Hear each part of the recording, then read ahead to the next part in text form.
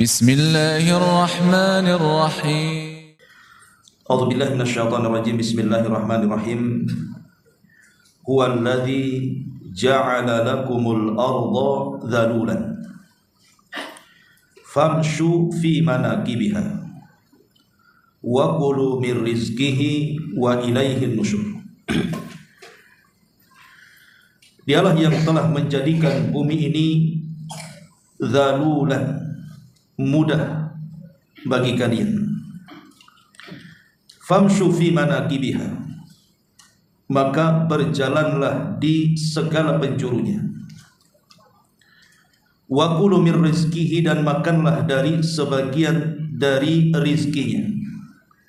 Wa ilaihin nusyur, dan hanya kepadanya lah kalian kembali setelah dibangkitkan Allah Subhanahu wa ta'ala. Ayat ini menjelaskan kepada kita tentang beberapa kekuasaan Allah dan keagungannya, di mana Allah Subhanahu wa ta'ala telah menjadikan bumi yang kita pijak ini menjadi mudah untuk dilewati. Dan tentu ini nikmat dan karunia dari Allah Subhanahu wa ta'ala. Anda bisa bayangkan kalau seandainya bumi ini tidak stabil, bergerak, ada lini dan gempa, tentu tidak akan mudah orang berjalan di atas bumi.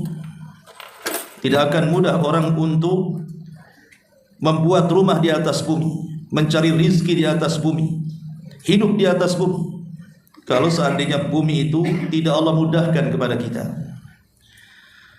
Tetapi Allah Subhanahu wa ta'ala tundukkan bumi ini atas perintahnya untuk manusia. Makanya Allah mengatakan huwallazi ja'ala lakumul arda dhalulan. Dialah yang telah menjadikan bumi ini dzalul, tunduk, mudah untuk kalian atas perintah Allah Subhanahu wa ta'ala. Makanya kalau kita lihat ketika kita membahas tentang fungsi daripada gunung, kenapa Allah Subhanahu wa ta'ala ciptakan gunung kemudian diletakkan di bumi? Karena di antara fungsi gunung itu adalah autada. Dia sebagai pasak yang menjadikan bumi itu tidak bergoncang.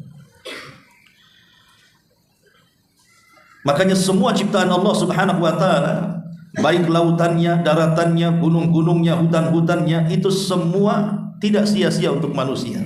Semua ada manfaatnya masing-masing. Lah dengan adanya gunung itulah bumi menjadi tenang, menjadi mudah untuk dilewati. Orang tidak takut untuk lewat di atas bumi. Dan ini tanda kuasa Allah Subhanahu wa ta'ala yang harus kita syukuri. Kemudian Allah Subhanahu wa ta'ala mengatakan famshu fi manakibiha wa kulu min rizqihi. Setelah Allah Subhanahu wa ta'ala memudahkan bumi untuk kita, maka berjalanlah dari segala penjurunya, mau ke baratnya, mau ke timurnya, mau ke utaranya, mau ke selatannya, mau kemana saja, mau ke bukit-bukit, ke gunung-gunung, ke lembah-lembah, ke daratan-daratan, pokoknya di mana saja yang ada di bumi ini. Maka Allah katakan famshu fi manakibiha, berjalanlah di segala penjurunya. Untuk apa? Wa kulu min rizqihi, dan makanlah dari sebagian rizki yang Allah anugerahkan kepadamu. Di sini Allah Subhanahu wa ta'ala memerintahkan kita untuk berjalan di atas permukaan bumi. Tentu perintah ini ada tujuannya. Kenapa Allah Subhanahu wa ta'ala memerintahkan kita untuk berjalan? Pertama, sebagaimana yang Allah katakan di sini, wa kulu min rizqihi. Dengan berjalan di atas muka bumi, maka kita akan mendapatkan rizki yang telah Allah takdirkan kepada kita. Atau yang kedua, li talabul ilmi, untuk mencari ilmu. Makanya dahulu para ulama salaf dikenal di dalam talabul ilmi mereka dengan sebutan rihlah li talabul ilmi, mengadakan rihlah, perjalanan. Banyak para ulama yang meninggalkan tempat kelahirannya, mereka keliling dunia hanya untuk mencari ilmu. Seperti Imam Ahmad ibn Hanbal rahimahullah tadi katakan, tafa Ahmad marrataini. Imam Ahmad itu keliling dunia sampai 2 kali. Hatta jama'al musnad, sampai dia berhasil mengumpulkan hadis-hadis dalam kitab yang disebut dengan Musnad Imam Ahmad. Atau yang ketiga, maksudnya famshu fi manakibiha, maksudnya adalah litafakkur, agar kita berfikir. Sebagaimana Allah mengatakan fasiru fil ardi fangduru kaifa kana akibatul mukadzibin. Berjalanlah di permukaan bumi, ambil ibrah dan pelajaran. Bagaimana dahulu ada orang-orang yang di bumi ini yang diazab karena mendustakan para rasulnya, di mana di sebagian belahan bumi yang lainnya ada yang disuburkan dan diberikan nikmat yang luas karena imannya kepada Allah Azza wa Jalla. Jadikan bumi ini sebagai tafakur supaya kita lebih yakin bahwa di sana ada Allah yang telah menciptakannya. Dan bumi yang begitu luas dengan berbagai macam makhluknya tidak mungkin sudfah ada begitu saja. Pasti ada yang menciptakannya. Makanya kita disuruh untuk mengelilingi bumi, melihat bagaimana lautannya, bagaimana hutannya, bagaimana gunungnya, bagaimana pemandangannya. Itu semua demi meyakinkan kepada kita akan kuasa Allah Subhanahu wa taala. Ma'asyiral muslimin rahimakumullah. Tetapi ayat ini Allah Subhanahu wa taala khususkan, maksudnya kita disuruh untuk berjalan dari segala penjuru bumi itu, maksudnya untuk mencari rizki. Karena manusia itu tidak mungkin lepas daripada rizki. Kita ini perlu makan, kita ini perlu minum, kita ini perlu pakaian, kita ini perlu tempat tinggal, dan begitu seterusnya. Maka carilah di permukaan bumi ini. Jadi ayat ini bicara tentang rizki manusia yang Allah anugerahkan kepada kita. Ma'asyiral muslimin yang dimuliakan Allah Azza wa Jalla, bicara soal rizki. Ayat ini semakna dengan ayat dalam surah Al-Jum'ah ayat 10, di mana Allah Subhanahu wa taala mengatakan fa idza qudiyatis salatu fantashiru fil ardi wabtaghu min fadlillahi wadhkurullaha katsiran la'allakum tuflihun. Apabila telah selesai melaksanakan salat, fantashiru fil ardi, maka silahkan kalian menyebar di permukaan bumi. Wabtaghu min fadlih, carilah dari karunia-karunia Allah, maksudnya carilah dari rizki-rizki Allah. Kemudian setelah itu berzikirlah kepada Allah dengan zikir yang banyak agar kalian beruntung. Ma'asyiral muslimin rahimakumullah. Kita tahu bahwa rizki ini sesuatu yang telah Allah Subhanahu wa taala bagi-bagikan kepada kita. Sebagaimana Nabi SAW bersabda dalam sebuah hadis yang dikeluarkan oleh Imam At-Tabrani dalam kitabnya Al-Mu'jam Al-Awsat dari sahabat Ka'ab ibn Ujrah radhiyallahu anhu, di mana Nabi SAW bersabda, ketika ada seorang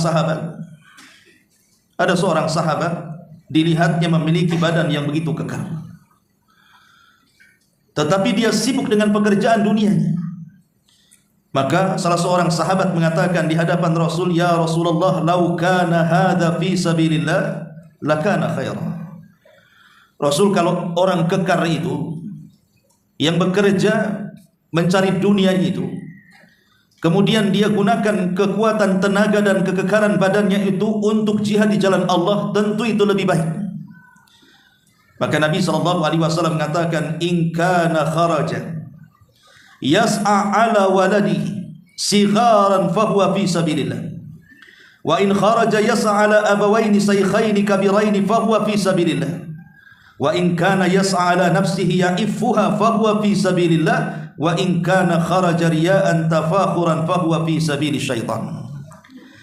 Kata Nabi SAW, kalau orang kekar itu, orang yang memiliki tenaga kuat itu, dia berusaha mencari rizki dan dia yakin rizkinya ditanggung oleh Allah Subhanahu wa taala untuk menghidupi anak-anaknya, maka keluarnya untuk mencari rizki untuk anak-anaknya itu sama dengan dia sedang berjalan di jalan Allah. Ataupun boleh jadi ketika dia mencari rizki itu untuk menghidupi kedua orang tuanya yang sudah tua renta dan tidak sanggup bekerja, maka dia pun dianggap berjalan di jalan Allah Subhanahu wa taala.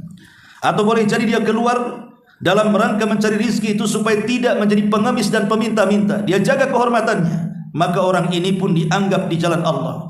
Tetapi kata Rasul, Kalau seandainya dia keluar karena ria, karena sombong saja, karena hanya ingin membanggakan dengan rizkinya di antara manusia yang lainnya, fahuwa fi sabili syaitan, maka itulah baru di jalan syaitan. Ketika Nabi SAW menjelaskan tentang orang-orang yang keluar mencari rizki, menunjukkan bahwa rizki itu sudah dibagi-bagi oleh Allah Subhanahu wa ta'ala. Makanya ada hadis yang mengatakan, innallaha qasama baina akhlaqakum kama qasama arzaqakum. Allah itu sudah membagi-bagi kalian, Allah itu sudah membagi-bagi akhlak di antara kalian sebagaimana Allah telah membagi-bagi rizki di antara kalian. Wa innallaha yu'ti dunya man yuhib wa man la yuhib. Dan ingat, ketika Allah berikan rizki itu, Allah tidak akan pandang bulu. Allah akan berikan rizki kepada siapa yang dicintainya atau kepada yang tidak dicintainya. Wala yu'til iman illa man ahab. Tetapi berbeda dengan keimanan, tidak akan diberikan kecuali kepada orang yang dicintainya saja. Lihat hadis ini. Allah Subhanahu wa ta'ala sudah membagi-bagikan rizkinya kepada kita. Artinya setiap manusia itu sudah ada jatah rizki. Setiap manusia itu sudah ditanggung rizkinya. Dan ketika Allah Subhanahu wa ta'ala memberikan rizki itu, Allah tidak membeda-bedakan siapa manusia yang diberikan rizkinya. Siapapun manusia, kalau itu masih ciptaan Allah, maka Allah pasti akan jamin rizkinya, apakah dia mukmin ataupun kafir. Dari sini kita tahu bahwa rizki itu tidak bisa membedakan orang itu mulia ataupun orang itu hina. Karena rizki itu bersyarikat antara mukmin dan kafir. Si Namrud diberikan rizki, si Fir'aun diberikan rizki, si Qarun diberikan rizki. Tapi Nabi Sulaiman juga diberikan rizki, Dzulqarnain juga diberikan rizki, Nabi Musa juga diberikan rizki. Artinya rizki yang Allah turunkan kepada hamba-hambanya di dunia ini tidak bisa dijadikan pembeda antara si mulia dan si hina. Karena rizki itu bersyarikat antara keduanya. Bukan hanya manusianya, binatangnya pun diberikan rizki. Jadi apa bedanya binatang orang kafir dengan orang yang beriman? Soal rizki itu tidak ada bedanya. Karena itu bukan kemuliaan. Maka dari sini tidak bisa kita katakan orang kaya itu lebih mulia dibandingkan orang miskin, atau orang miskin itu lebih hina dibandingkan orang kaya. Karena kekayaan itu bagian daripada rizki Allah berikan kepada siapapun yang dikehendaki, apakah dia mukmin ataupun kafir. Jadi tidak perlu membanggakan dengan rizkinya. Ma'asyiral muslimin yang dimuliakan Allah Subhanahu wa ta'ala, boleh jadi rizki itu justru menjadikan kita lalai kepada Allah Subhanahu wa ta'ala kalau kita terlampau mencarinya berlebihan dan melampaui batas. Sebagaimana Allah mengatakan, alhaakumut takatsur hatta zurtumul maqabir kalla sawfa ta'lamun. Alhaakumut takatsur ay syagalakum an ta'ati rabbikum, telah melalaikan kepada kalian at-takatsur, berlomba-lombanya kalian mencari rizki. Maksudnya alhaakumut takatsur ay sagalatkum, telah melalaikan kalian an ta'ati rabbikum, dari ketaatan kepada Rabb kalian. Terkadang rizki ini membuat lalai, ikhwan, kalau dicarinya berlebihan. Tetapi kalau seandainya dia mencari rizki itu sesuai dengan kebutuhan, dia tahu bahwa tujuan hidupnya bukan di rizki tapi di ibadah, maka dia akan gunakan rizki itu untuk beribadah kepada Allah Subhanahu wa ta'ala. Bukan berarti Islam itu menghalangi orang untuk kaya, tidak. Bahkan kaya itu perlu dalam Islam. Tetapi maksudnya adalah kekayaan yang ia miliki itu betul-betul dia gunakan untuk beribadah kepada Allah Subhanahu wa ta'ala. Ma'asyiral muslimin yang dimuliakan Allah Subhanahu wa ta'ala, Allah mengatakan, alladzi khalaqa fasawwa walladzi qaddara fahada.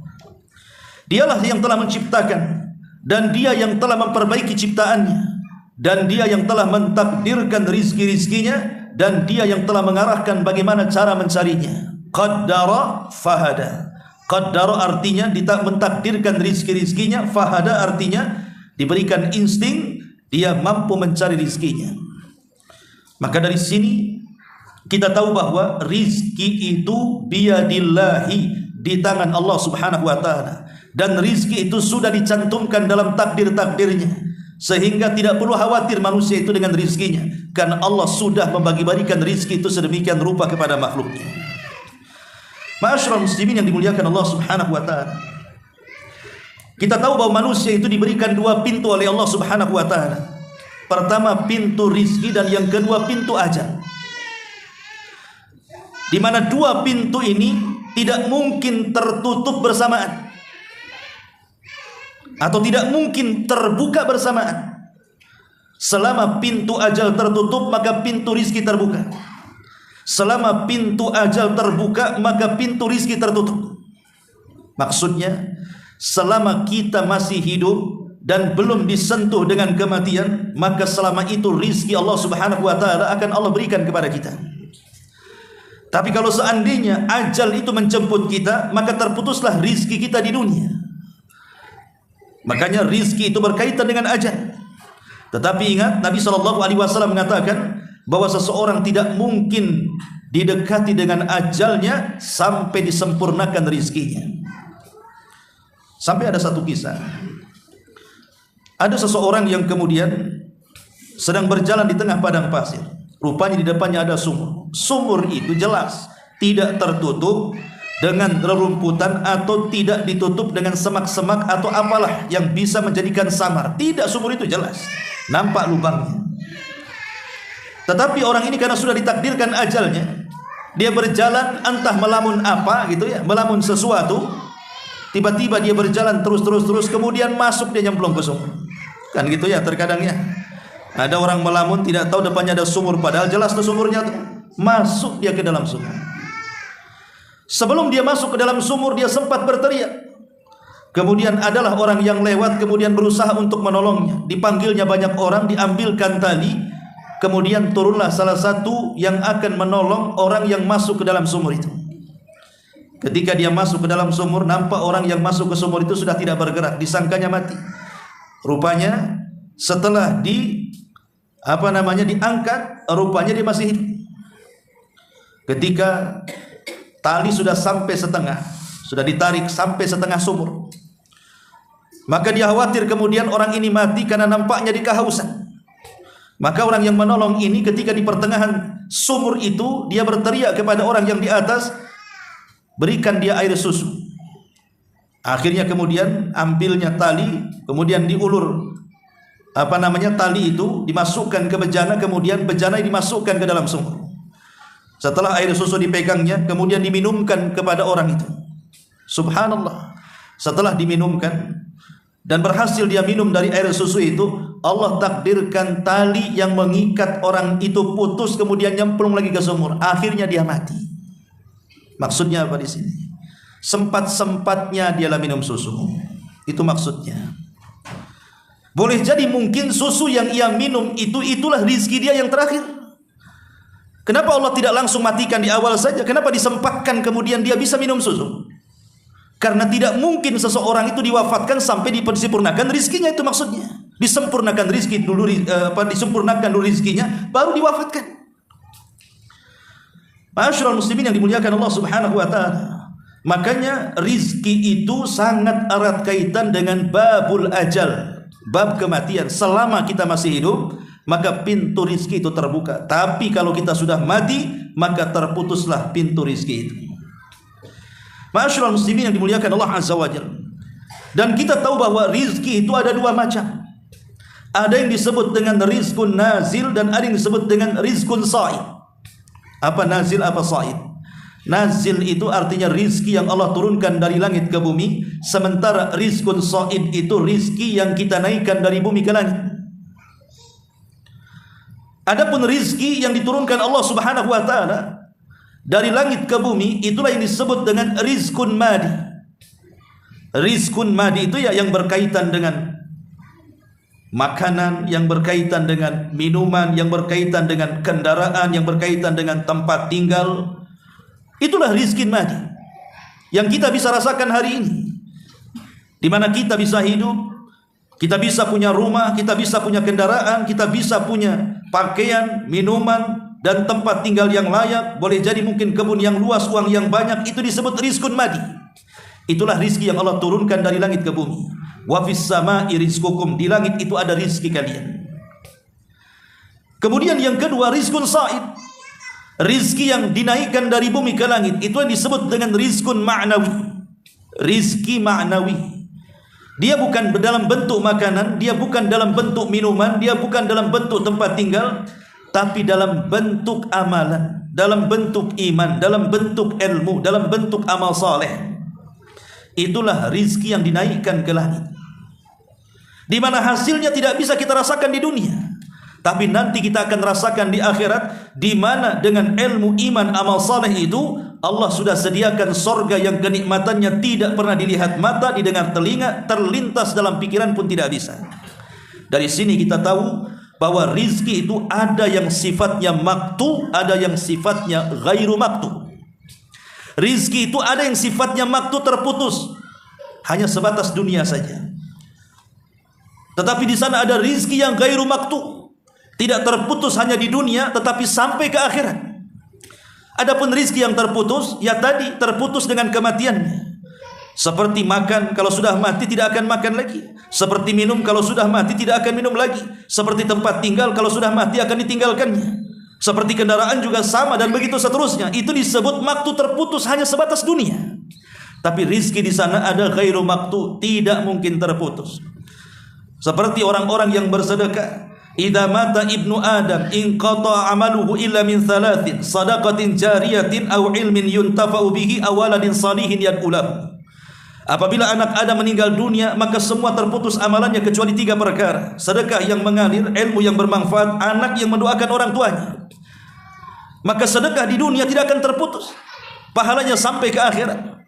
Atau orang-orang yang berperang di jalan Allah Subhanahu wa taala, yang kita sangka mereka mati dalam jihad, sebenarnya mereka tidak mati.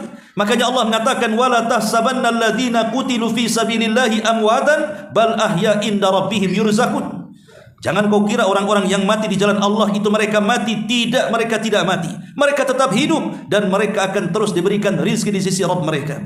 Itulah yang disebut dengan rizki ghairu munqati, rizki yang tidak akan terputus. Ma'asyiral muslimin, jamaah sekalian yang dimuliakan Allah Subhanahu wa taala, maka yang pertama kita harus meyakini bahwa rizki itu sesuatu yang sudah menjadi ketetapan Allah dan sudah dibagi-bagi Allah kepada hamba-hambanya. Yang kedua, ar-rizqu biyadi razzaq. Rizki itu ada di tangan yang memberikan rizki. Siapa? Allah. Makanya Allah mengatakan wa kulu mir rizkihi, makanlah dari rizki Allah. Makan dari rezeki Allah. Ada seorang alim namanya Hatim Al-Asam. Hatim Al-Asam. Dia mengatakan, ketika dia ditanya soal tawakal, kenapa begitu tawakal sekali hidupmu hai Hatim Al-Asam? Tidak pernah mengeluh, lisannya senantiasa dijaga, tidak pernah tasahud, artinya tidak pernah menolak takdir dan begitu seterusnya. Apa jawaban Hatim Al-Asam? Dia mengatakan, alimtu anna rizki la yakuluhu ghairi ma'nantu bi nafsi, atau ma'annat bi nafsi. Aku tahu rizki itu sudah takdir yang Allah takdirkan kepadaku, karena aku tahu bahwa rizki itu kalau sudah ditakdirkan kepadaku tidak mungkin selainku akan mengambilnya. Maka tenanglah hatiku dengannya. Jadi kita harus yakin rizki yang Allah anugerahkan kepada kita itu tidak mungkin salah alamat. Tidak mungkin malaikat yang menghantar rizki kepada kita ini mendapatkan alamat palsu. Pasti tepat alamatnya. Malaikat lebih tahu rizki kita dibandingkan kita. Kalau seandainya rizki itu sudah ditentukan Allah dan alamat rizki itu pasti tetap dan tidak mungkin salah, lalu apa gunanya kemudian orang hasad kepada rizki orang? Nggak ada gunanya, karena rizki kita tidak mungkin diambil orang. Makanya ada di masyarakat ini, kadang-kadang kita ini punya usaha dengan usaha yang sama. Mulai itu saling hasad, saling hasud satu dengan yang lain. Anggap saja umpamanya ada beberapa travel umroh umpamanya, atau travel haji. Masing-masing travel itu sudah ditentukan rizkinya. Lalu apa kalau sudah ditentukan rizkinya harus hasad kepada travel yang lainnya, sehingga memfitnah dan begitu seterusnya? Nggak ada gunanya. Sehebat apapun kita membuat makar untuk menghentikan rizki manusia, Rasul yang mengatakan, wa in istama'u ala an yadurruka bi syai'in la yadurruka illa bi syai'in qad katabahu Allahu lak.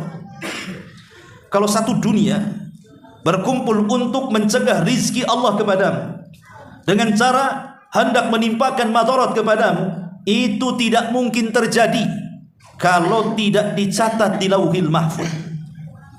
Tidak mungkin terjadi kalau tidak dicatat di Lauhil Mahfuz. Karena rizki manusia itu sudah ditentukan. Di pasar sama-sama jual bawang, yang sebelah jual bawang, sebelahnya juga jual bawang.